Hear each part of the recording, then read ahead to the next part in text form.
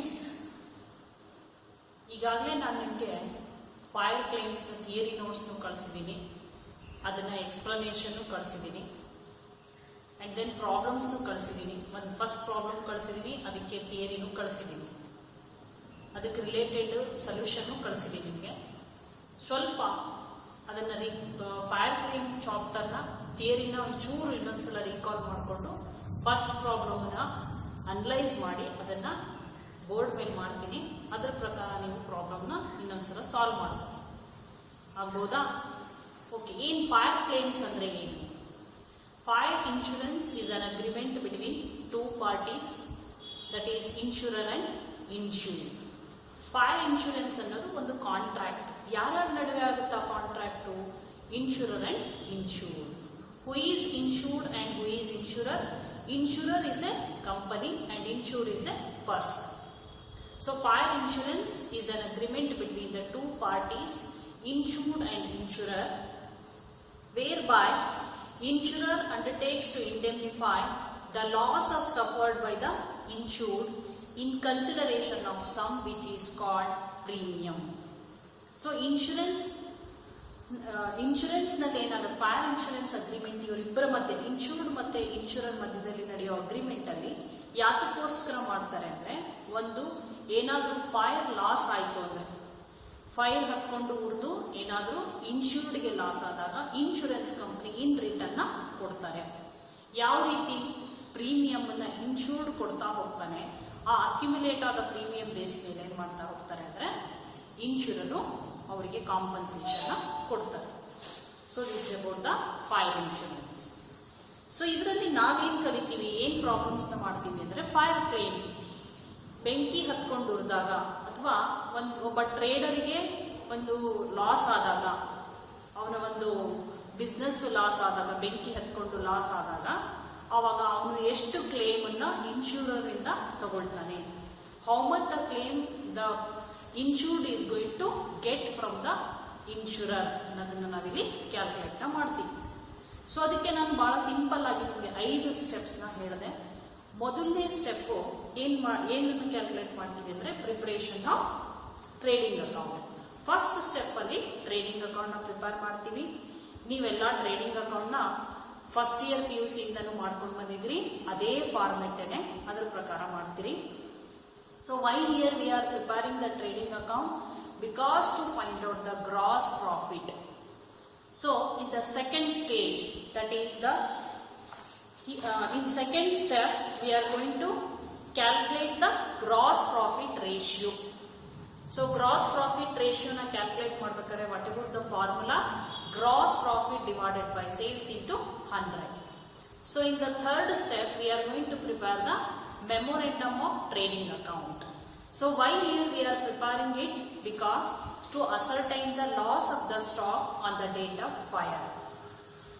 So third step nalli ನಾವು memorandum trading account ನ ಬರೀತೀವಿ. Trading account memorandum trading account ಎರಡು ಅಂತ ಡಿಫರೆನ್ಸ್ ಏನಿಲ್ಲ. ಟ್ರೇಡಿಂಗ್ ಅಕೌಂಟ್ ನ ಪ್ರಿಪೇರ್ ಮಾಡೋದು ಗ್ರಾಸ್ ಪ್ರಾಫಿಟ್ ನ ಕ್ಯಾಲ್ಕುಲೇಟ್ ಮಾಡಕ್ಕೆ, ಮೆಮೊರೆಂಡಮ್ ಆಫ್ ಟ್ರೇಡಿಂಗ್ ಅಕೌಂಟ್ ನ ಪ್ರಿಪೇರ್ ಮಾಡೋದು ಕ್ಲೋಸಿಂಗ್ ಸ್ಟಾಕ್ ನ ಕ್ಯಾಲ್ಕುಲೇಟ್ ಮಾಡೋದು. ಅಂದ್ರೆ ಎಷ್ಟು ಸ್ಟಾಕ್ ಲಾಸ್ ಆಗಿದೆ, ಕಂಪನಿಗೆ ಏನ್ ಲಾಸ್ ಆಗಿದೆ ಅನ್ನೋದನ್ನ, ಆ ಫೈರ್ ಹತ್ಕೊಂಡು ದಿನ ಏನ್ ಲಾಸ್ ಆಗಿದೆ ಅನ್ನೋದನ್ನ ಕ್ಯಾಲ್ಕುಲೇಟ್ ಮಾಡ್ತೀವಿ.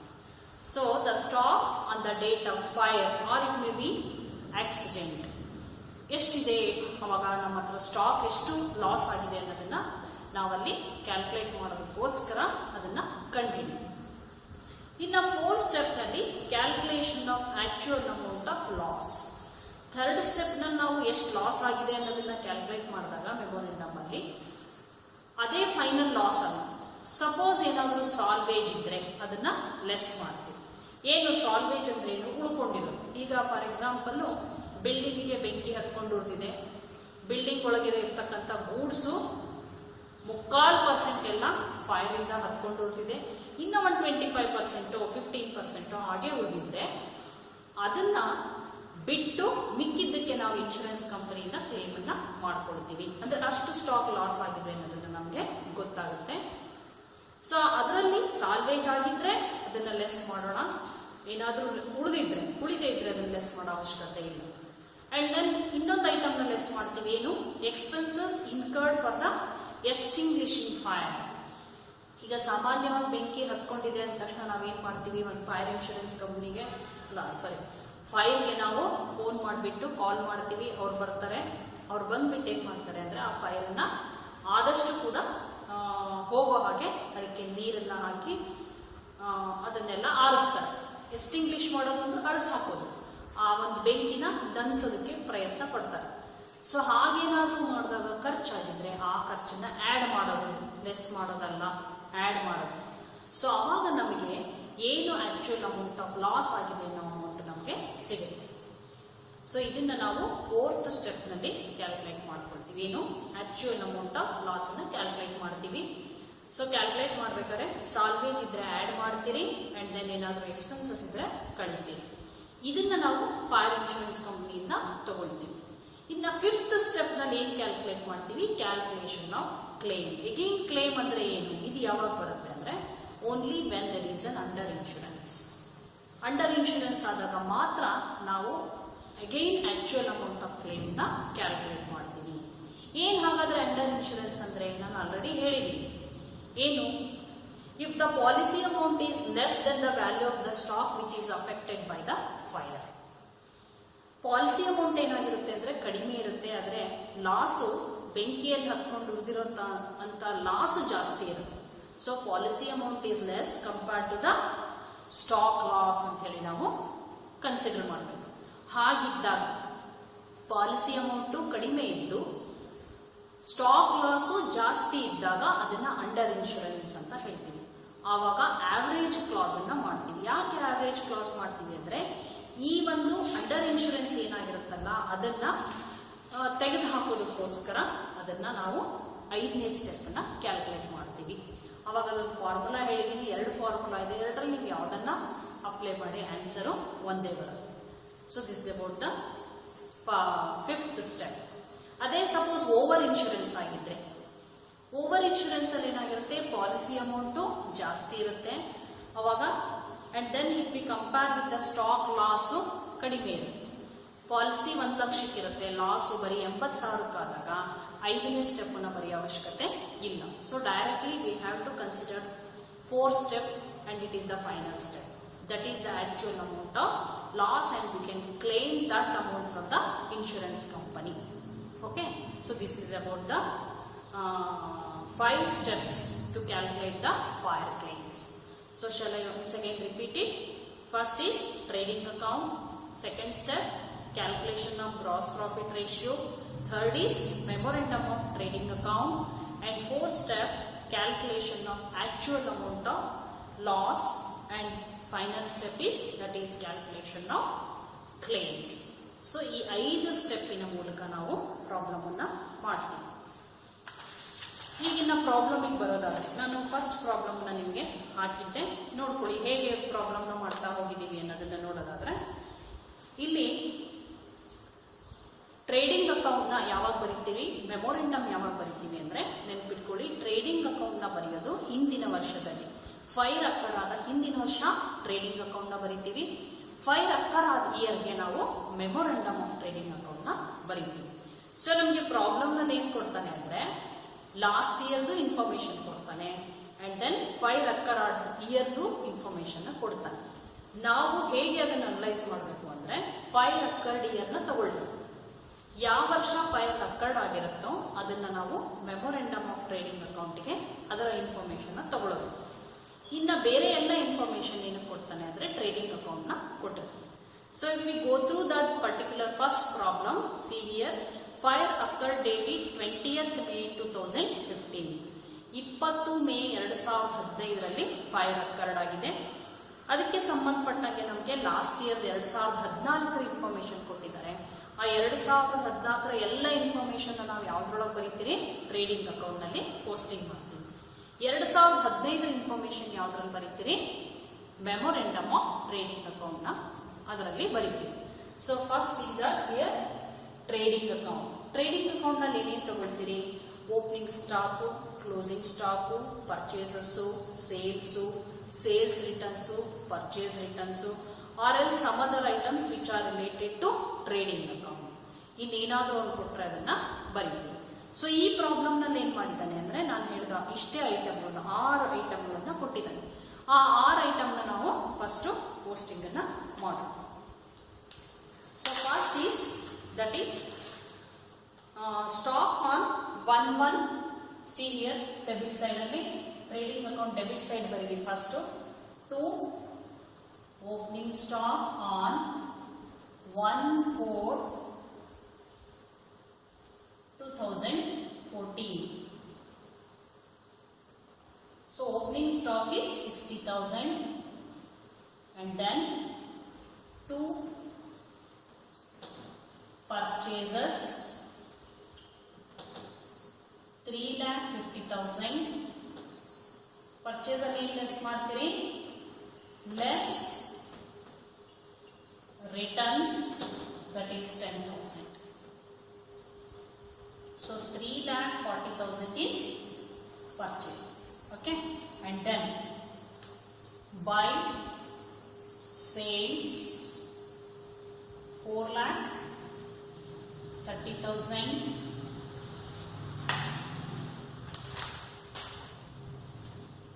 4,30,000 less sales returns.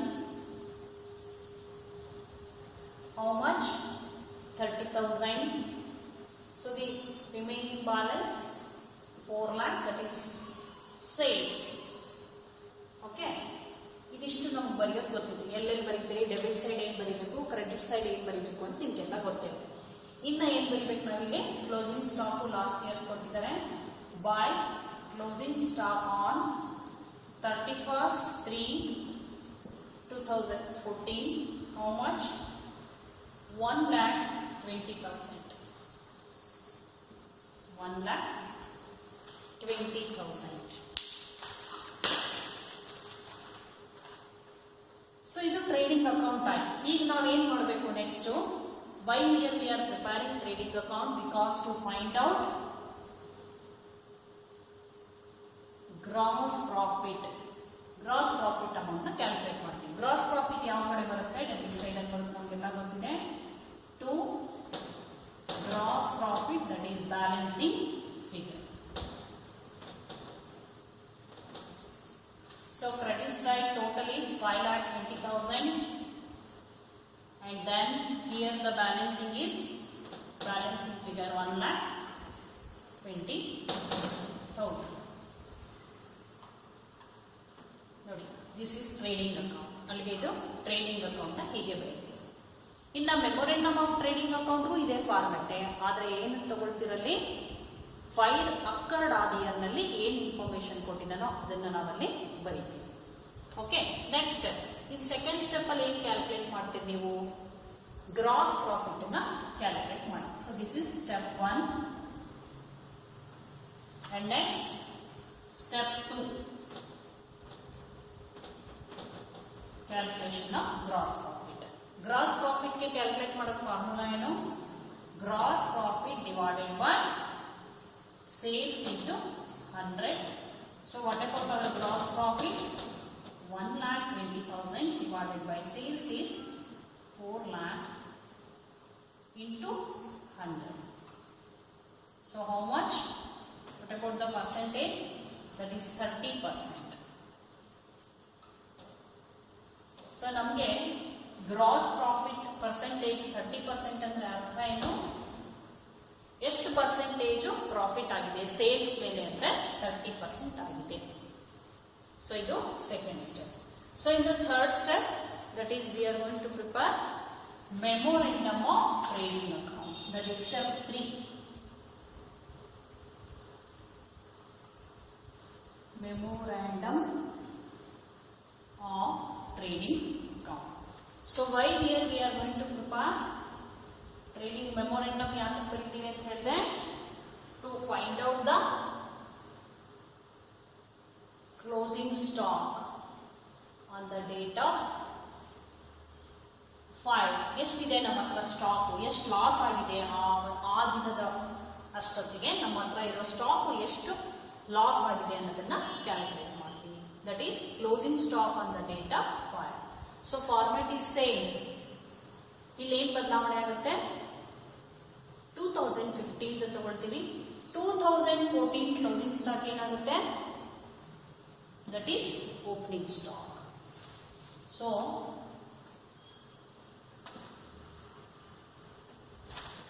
So here to opening stock, ಯಾವುದು ಓಪನಿಂಗ್ ಸ್ಟಾಕ್ ಅಂದ್ರೆ ಕ್ಲೋಸಿಂಗ್ ಸ್ಟಾಕ್ ಓಪನಿಂಗ್ ಸ್ಟಾಕ್ ಆಗುತ್ತೆ. ಎಷ್ಟು ಕ್ಲೋಸಿಂಗ್ ಸ್ಟಾಕ್? 1,20,000 ಓಪನಿಂಗ್ ಸ್ಟಾಕ್ ಆಗುತ್ತೆ. ಇನ್ನು ಇಲ್ಲಿ ಪರ್ಚೇಸಸ್, ಪರ್ಚೇಸ್ ರಿಟರ್ನ್ಸ್ ಏನ್ ಕೊಟ್ಟಿದ್ದಾರೆ ಅನ್ನೋದನ್ನ ನೋಡೋಣ. So what about the purchases? 1,80,000 minus drawings. ಇಲ್ಲಿ ರಿಟರ್ನ್ಸ್ ಕೊಟ್ಟಿಲ್ಲ, ಗೂಡ್ಸ್ ಯೂಸ್ಡ್ ಕೊಟ್ಟಿದ್ದಾರೆ. That is goods withdrawn for ಪರ್ಸನಲ್ಗೋಸ್ಕರ ಗೂಡ್ಸ್ ಗಳನ್ನ ವಿಡ್ರಾ ಮಾಡ್ಕೊಂಡಿದ್ದಾರೆ. ಹಾಗಾಗಿ ಅದನ್ನ ಡ್ರಾಯಿಂಗ್ಸ್ ಅಂತ ಹೇಳ್ತಾರೆ. ಡ್ರಾಯಿಂಗ್ಸ್ ಏನ್ ಮಾಡ್ತೀವಿ ನಾವು? ಪರ್ಚೇಸಸ್ ಅಲ್ಲಿ ಲೆಸ್ ಮಾಡಿ ಎಷ್ಟು? How much? 10%.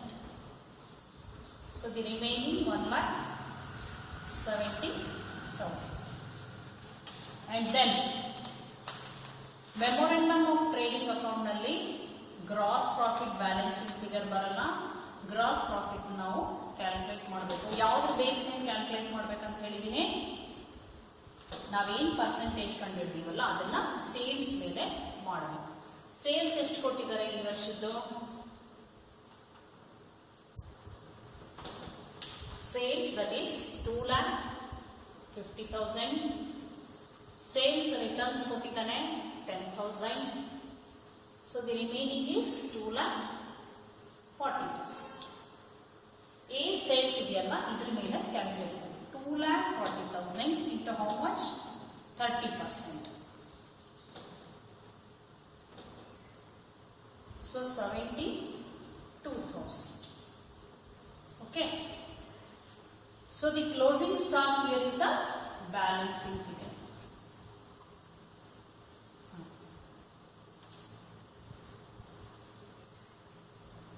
So debit side total, that is 3,62,000. 3,62,000 and minus 2,40,000, that is 1,22,000 is the closing stock on the date of file. Okay. So this is the third step. So third step ಅಲ್ಲಿ ನಾವು closing stock ಅನ್ನು ನೋಡೋಣ. That is the value of stock on the date of file ಅನ್ನು ನಾವು calculate ಮಾಡ್ತೀವಿ. ಇಷ್ಟು value stock ನಮಗೆ loss ಆಗಿದೆ. ಈಗ ನಾವು ಫೋರ್ತ್ ಸ್ಟೆಪ್ ಅಲ್ಲಿ ಆಕ್ಚುಯಲ್ ಲಾಸ್ ಅನ್ನ ಕ್ಯಾಲ್ಕುಲೇಟ್ ಮಾಡೋಣ. ಆಕ್ಚುಯಲ್ ಲಾಸ್ ಅನ್ನ ಕ್ಯಾಲ್ಕುಲೇಟ್ ಮಾಡಬೇಕಾದ್ರೆ ಏನ್ ಲೆಸ್ ಮಾಡಬೇಕು? ಸಪೋಸ್ ಸಾಲ್ವೇಜ್ ಕೊಟ್ಟಿದ್ರೆ ಲೆಸ್ ಮಾಡಬೇಕು.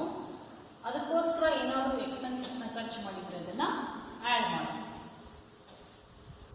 ಓಕೆ, ಈ ಪ್ರಾಬ್ಲಮ್ ನಲ್ಲಿ ನಮ್ಗೆ ಏನ್ ಕೊಟ್ಟಿದ್ದಾನೆ? Only salvage. So step 4, that is calculation of statement of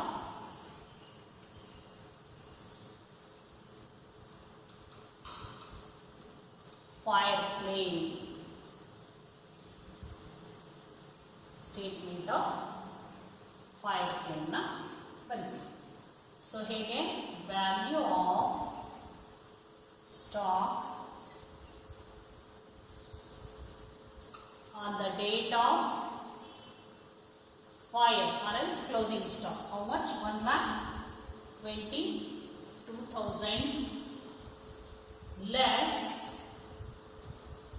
salvage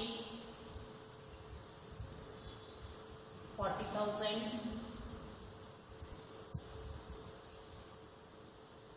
so the remaining is 82,000. so this is the actual loss on the date of fire.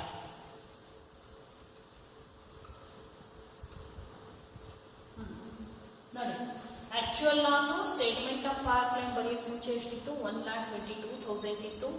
ಅದರೊಳಗೆ 40,000 goods ಹಾಗೇ ಇದೆ. ಅದೇನು ಕೂಡ ಹಾಳಾಗಿಲ್ಲ. ಬೆಂಕಿ ಹತ್ಕೊಂಡಿದ್ರು ಕೂಡ ಅದಕ್ಕೆ ಏನೂ ಆಗಿಲ್ಲ. ಹಾಗಾದ್ರೆ ನಿಜವಾದ ಲಾಸ್ ಏನಾಗಿದೆ?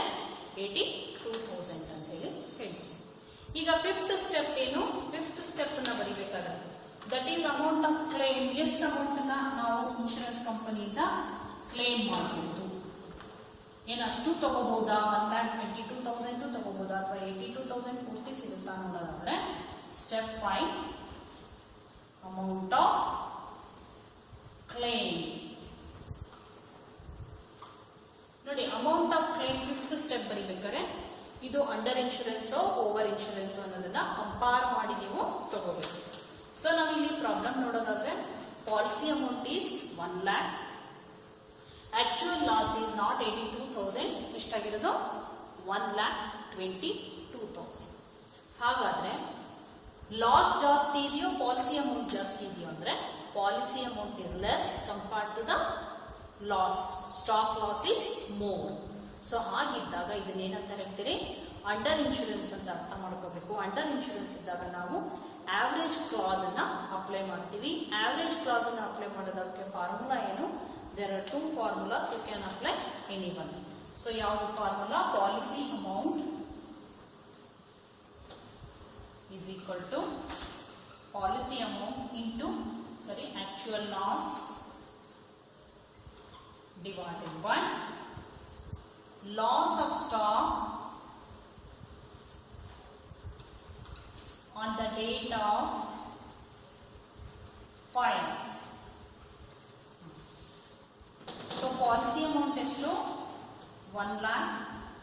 Actual loss ಎಷ್ಟಾಗಿದೆ? ನಮ್ಮ ಹತ್ರ ನಿಜವಾಗ್ಲೂ ಲಾಸ್ ಆಗಿರೋದು 82,000. ಆದರೆ loss of stock on the date of fire ಹತ್ಕೊಂಡಾಗ ನಮ್ಗೆ ನಿಜವಾಗ್ ಲಾಸ್ ಆಗಿರೋದು ಎಷ್ಟು? 1,20,000. So that is 67,213 rupees. So this the amount of claim. ಅಂದ್ರೆ ಇಷ್ಟು ಅಮೌಂಟ್ ಅನ್ನ ಇನ್ಶೂರೆನ್ಸ್ ಕಂಪನಿಯಿಂದ ನಾವು ತಗೊಳ್ಳೋದಕ್ಕೆ ಸಾಧ್ಯ. ನೋಡಿ, 1 ಲಕ್ಷ ಪಾಲಿಸಿ ಅಮೌಂಟ್ ಇದೆ, ಲಾಸು 1,22,000 ಇದೆ. ಅಂಡರ್ ಇನ್ಶೂರೆನ್ಸ್ ಆಗಿರೋದಕ್ಕೋಸ್ಕರ ಆವರೇಜ್ ಕ್ಲಾಸ್ ಅಪ್ಲೈ ಮಾಡ್ತಾ ಇದ್ದೀವಿ. ಈ ಫಾರ್ಮುಲಾನ ಬರೆದಾಗ ನಮಗೆ ಸಿಗೋದೆಷ್ಟು? 67,813 ರೂಪಾಯಿನ ಇನ್ಶೂರೆನ್ಸ್ ಕಂಪನಿಯಿಂದ ನಾವು ಕ್ಲೈಮ್ ಅನ್ನ ತಗೋಬಹುದು. ಸೊ ಇದನ್ನ ನೀವು ಪ್ರಾಬ್ಲಮ್ ಮಾಡಿದಾಗ ಇಲ್ಲಿಗೆ ಬಂದ್ಮೇಲೆ ನೀವು ಕಂಪೇರ್ ಮಾಡ್ಕೋಬೇಕು. ಲಾಸ್ ಏನಾಗಿದೆ ಆಕ್ಚುಯಲ್ ಆಗಿ ಮೆಮೊರೆಂಡಮ್ ಆಫ್ ಟ್ರೇಡಿಂಗ್ ಅಕೌಂಟ್ ನಲ್ಲಿರೋ ಅಮೌಂಟಿಗೂ ಲಾಸ್ ಸ್ಟಾಕ್ ಅಮೌಂಟಿಗೂ ಪಾಲಿಸಿ ಅಮೌಂಟಿಗೂ ಕಂಪೇರ್ ಮಾಡಬೇಕು. ಇದಕ್ಕಲ್ಲ, ಇಲ್ಲಿವರೆಗೂ ಕಾಮನ್ ಆಗಿ ಬರೀತೀರಿ. ಈಗ ಸಪೋಸ್ ಇದೇ ಪ್ರಾಬ್ಲಮ್ ನಲ್ಲಿ ಪಾಲಿಸಿ ಅಮೌಂಟು 2 ಲಕ್ಷ ಇದ್ದು ಲಾಸು 1,22,000 ಇದ್ರೆ ಇದನ್ನ ಓವರ್ ಇನ್ಶೂರೆನ್ಸ್ ಅಂತ ಹೇಳ್ತೀವಿ. ಓವರ್ ಇನ್ಶೂರೆನ್ಸ್ ಆದಾಗ ಈ ಸ್ಟೆಪ್ ಬರಲ್ಲ. ಆವಾಗ ಏನು ಉಳಿಯುತ್ತಲ್ಲ ಅಷ್ಟಕ್ಕೆ ಪೂರ್ತಿ ಆ ಅಮೌಂಟ್ ನ ಇನ್ಶೂರೆನ್ಸ್ ಕಂಪನಿಯಿಂದ ಕ್ಲೈಮ್ ಅನ್ನ ಮಾಡಬಹುದು. Okay, this is the problem with solution. Go through this. Okay, thank you.